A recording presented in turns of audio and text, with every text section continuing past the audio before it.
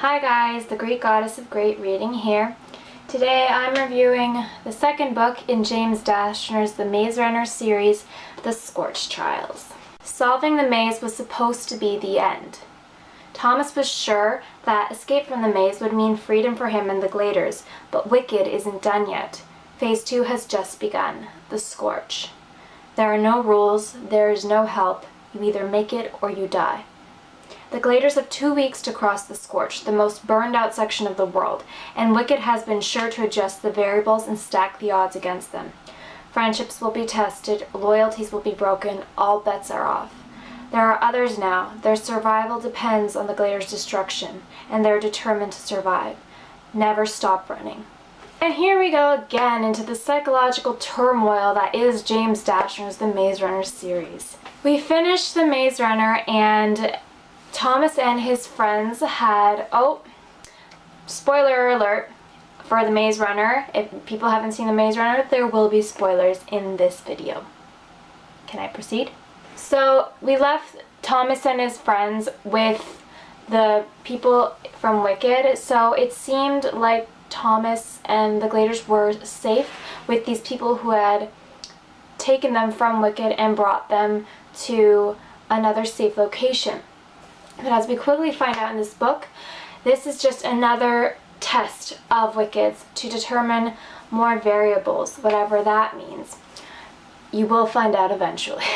Pieces of the puzzle do start to get put back together in this book, thank goodness, because I was starting to get very frustrated not knowing so many important details about the world around, outside of Wicked, outside of the maze.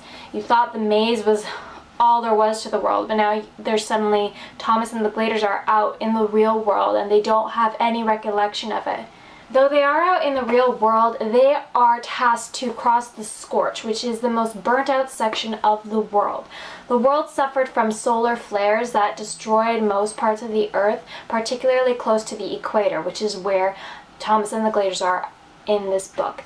And they have to cross the Scorch and make it to a safe zone for Wicked to determine certain variables. So Wicked has made so many obstacles for them. There are people known as cranks, who are people who have become diseased by a virus that has been spreading since the start of the sun flares, and it is called the flare. You start to lose your cognitive abilities and you sort of become very angry. It's almost zombie-like. Yeah, I know. But these cranks are out and about. Some of them aren't so far gone yet. Some of them are so far gone that they are cannibalistic and they will attack at any given moment. And Thomas and his friends have to go out into the world and cross a vast desert land in order to get to Wicked and not be killed. We find out that there was another group of Gladers. There was a group B. Thomas and his friends were group A, and then there was group B, which consisted of all females, and then one male who had a special connection to one of the females there. Sound familiar?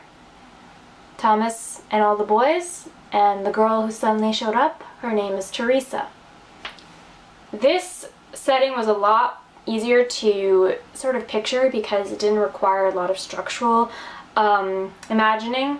So just imagining a vast desert and then dilapidated buildings. They go through a city at one point where there are tunnel systems, and it's just very frightening. They get themselves into very sticky situations, sometimes with full-gone cranks that are out to kill them and are saying really creepy things, and you're just like, ugh.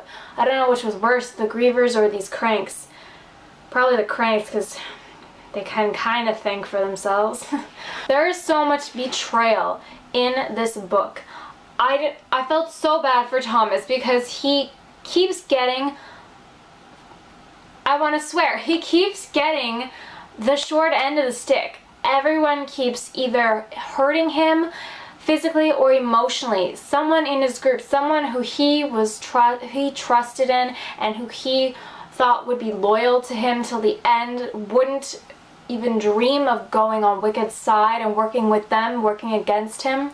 So many people in this novel are untrue, and it just it really hits at Thomas psychologically, because there are people that he thought he could trust and he believed in them, and suddenly he can't anymore, and you just feel how he feels and how you would feel if your own friends did that to you, even if you weren't in such a dire situation. But it's just made so much worse because Thomas is in such a terrible situation, and having no loyalty, that must suck. There are certain people I started to not like in this book, namely Teresa. You will find out why.